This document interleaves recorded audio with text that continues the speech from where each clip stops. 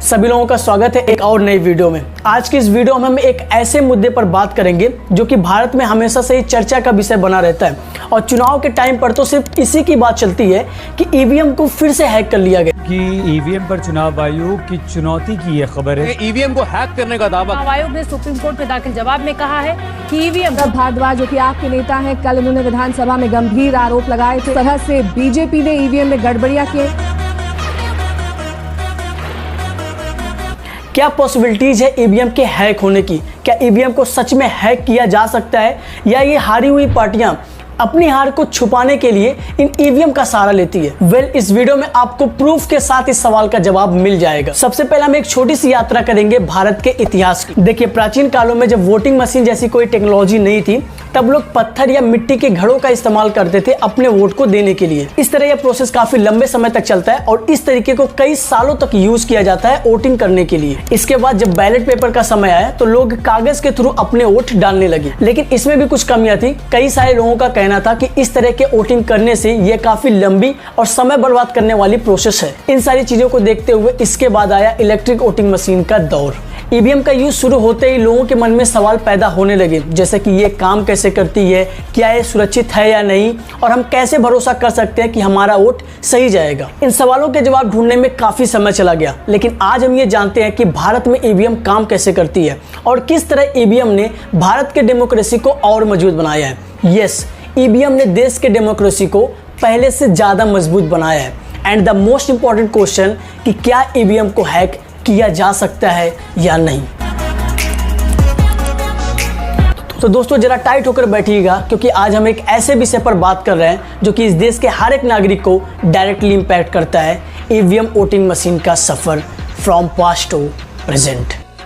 देखिए, इंडिया में 1990 के दशक तक बैलेट पेपर का यूज किया जा रहा था और उस समय तक लगभग 50 करोड़ से भी ज्यादा वोटर्स थे। अब जिस देश में इतने ज्यादा वोट देने वाले लोग हैं तो वहां पर वोटिंग कराने के लिए उतनी ज्यादा बैलेट पेपर की जरूरत पड़ेगी। और ऑफ कोर्स बैलेट पेपर बनता है कागज से और कागज बनाया जाता है पेड़ों से। मतलब इनडायरेक्टली बैलेट पेपर के थ्रू वोटिंग कराना मतलब कि पेड़ों को काटना और पर्यावरण को नुकसान पहुंचाना। इन्हीं सारी बातों को ध्यान में रखते हुए गवर्नमेंट ने इलेक्ट्रिक वोटिंग मशीन ईवीएम जैसी टेक्नोलॉजी का यूज किया अपने देश में वोटिंग कराने के लिए। इंडिया में 1982 में ईवीएम का यूज केरल के विधानसभा चुनाव के दौरान हुआ। अब जब ईवीएम के द्वारा जगह जगह पर वोटिंग होने लगी तो रिजल्ट के दौरान जो हारी हुई पार्टियां थी उनका बस यही कहना था कि ईवीएम को हैक कर लिया गया है। इसमें शॉकिंग चीज ये है कि जब भी ईवीएम के थ्रू वोटिंग होती है तो हमेशा यही सवाल उठता है कि ईवीएम को हैक कर लिया गया है। और ये ईवीएम हैकिंग की बात इतनी बढ़ गई कि सुप्रीम कोर्ट को भी इस पर एक बड़ा फैसला लेना पड़ा। देखिए, इन सब की शुरुआत, ये ईवीएम हैकिंग के मामले की जो शुरुआत है ये वहां से स्टार्ट हुई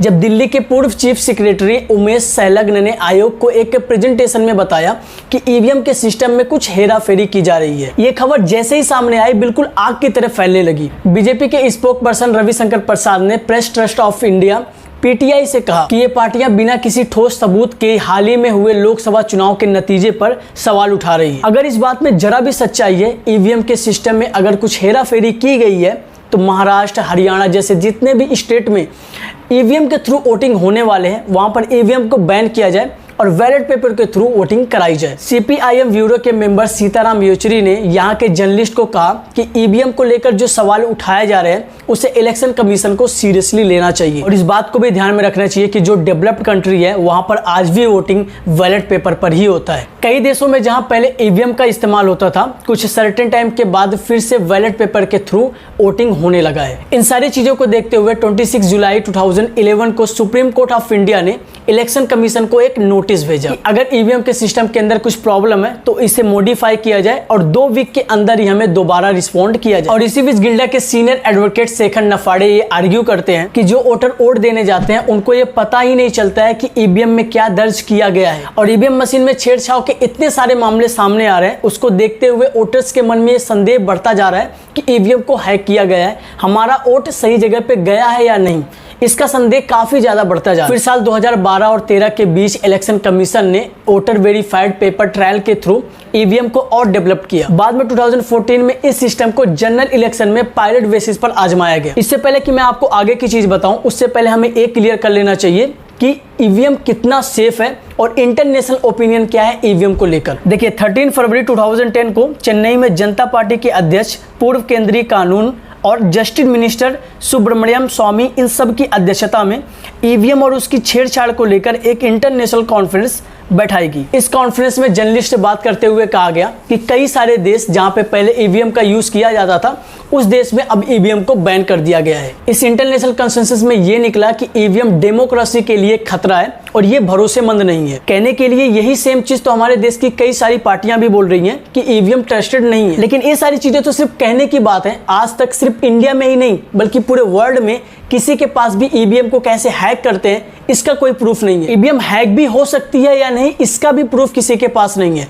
सिर्फ इस बेस पर यह कह देना कि यह भी तो एक मशीन है, ये हैक क्यों नहीं हो सकती, ये बिल्कुल गलत है। अगर कोई पार्टी ये कहती है कि ईवीएम हैक हो सकती है तो सामने आए, ईवीएम को हैक करे और ईवीएम का सच दुनिया के सामने रखे। सिर्फ कंस्पिरेसी थ्योरी बनाकर अपनी हार को छिपाने के लिए ईवीएम मशीन के ऊपर ब्लेम डालना कहीं से भी सही नहीं है। अब यहाँ पर लोगों का ये सवाल उठना भी जायज है कि जब ईवीएम हैक नहीं हो सकती है तो बाकी देशों में ईवीएम बैन क्यों है। तो देखिए, हर एक देश की अपनी एक वजह है अपने देश में ईवीएम को बैन करने के लिए। जैसे कि जर्मनी का कहना है कि हमने ईवीएम को अपने कंट्री में इसलिए बैन किया है क्योंकि जो वोटर हैं वो वोट डालते वक्त ये स्पष्ट रूप से नहीं देख पाते हैं कि उन्होंने वोट किसको दिया है या वो किसको वोट दे रहा है, उसकी वोट की गिनती कैसी होगी। और मिशिगन यूनिवर्सिटी के कंप्यूटर साइंस के प्रोफेसर JLX हेल्टरमैन ने कहा कि शुरुआत में अमेरिकन सिटीजन को काफी ट्रस्ट था इलेक्ट्रिक वोटिंग मशीन पर, लेकिन जब ये वोट की चोरी का मामला सामने आया इससे वो लोग भी ईवीएम की जगह बैलेट पेपर की मांग कर रहे हैं। स्टैनफोर्ड यूनिवर्सिटी के कंप्यूटर साइंस के प्रोफेसर डेविड एल्डिल ने चीफ इलेक्शन कमिश्नर को एक लेटर लिखते हुए कहा कि वैसे तो ईवीएम को हैक करना संभव नहीं है, लेकिन हमें ये बात याद रहनी चाहिए कि यह भी एक कंप्यूटराइज्ड टेक्नोलॉजी है। शायद इसके प्रोग्राम में कुछ छेड़छाड़ की जा सकती है या इसे हैक करना पॉसिबल हो। और जनता का भी अगर इस पर भरोसा नहीं है तो हमें वही करना चाहिए जिससे सबका। इन सारे देशों के अपने अपने ओपिनियन है ईवीएम को लेकर, लेकिन किसी के पास भी इसका कोई प्रूफ्स नहीं है। 100% कोई भी ये श्योर नहीं है कि ईवीएम को हैक किया जा सकता है। घुमा फिरा कर बात यहीं आकर रुकती है। कोई कहता है कि ईवीएम को हैक करना इम्पॉसिबल है तो वहीं पर इंडिया टुडे जैसे बड़े न्यूज़पेपर ये दावा करते हैं कि ईवीएम को हैक करना पॉसिबल है, ईवीएम को हैक किया जा सकता है। अब यहाँ पर किसकी बात सुनी जाए, इस चीज को लेकर भारतीय नागरिकों को काफी चिंता होती है। वह इस बात को सोचने पर मजबूर हो जाते हैं जब हर तरफ से यही खबर आती है, हर एक चुनाव के रिजल्ट के बाद यही खबर आती है कि ईवीएम को हैक कर लिया गया है। तो ये इस बात को सोचने पर मजबूर हो जाते हैं और हम सब इसमें काफ़ी ज़्यादा कंफ्यूज हैं कि हम किसकी बात सुननी चाहिए, कौन यहाँ पर सही बोल रहा है और कौन गलत बोल रहा है। बट आप लोग कोई डिसीजन लो, इससे पहले मैं क्लियर कर देना चाहता हूँ कि आज तक ईवीएम हैकिंग को लेकर सिर्फ खबरें उठी हैं। ईवीएम को हैक करना पॉसिबल है इसका कोई प्रूफ किसी के पास भी नहीं है। इतना सब कुछ करने के बाद भी जब सवाल उठने बंद नहीं हुए तो इलेक्शन कमीशन ने 3 जून 2017 को सभी पॉलिटिकल पार्टियों को एक चैलेंज दिया कि जो लोग भी कह रहे हैं कि ईवीएम को हैक किया जा सकता है वो दुनिया के किसी भी एक्सपर्ट को बुलाकर लाएं और इस मशीन को हैक करके दिखाएं। लेकिन कोई भी पार्टी वहां नहीं गई। अब कोई भी पार्टियां वहां क्यों नहीं गई, इसके पीछे की भी एक सच्चाई है।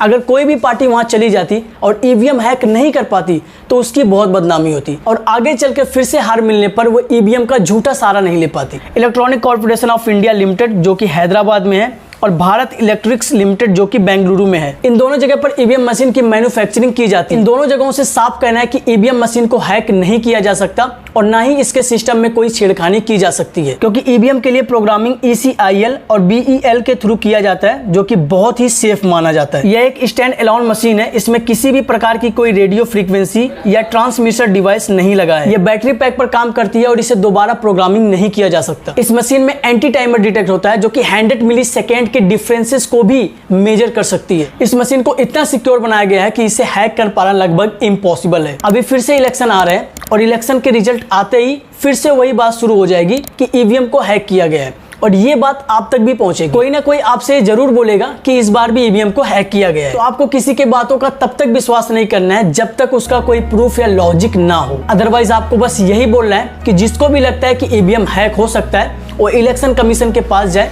ईवीएम हैक करे और देश का हीरो बन जाए। क्योंकि ऐसा कर पाना पॉसिबल नहीं है, इसलिए आप किसी की बात का यकीन ना करें। किसी की बात का यकीन करने से पहले आप खुद रिसर्च करें, सही क्या है गलत क्या है ये आपके सामने होगा। अदरवाइज किसी की बात का भरोसा करने से पहले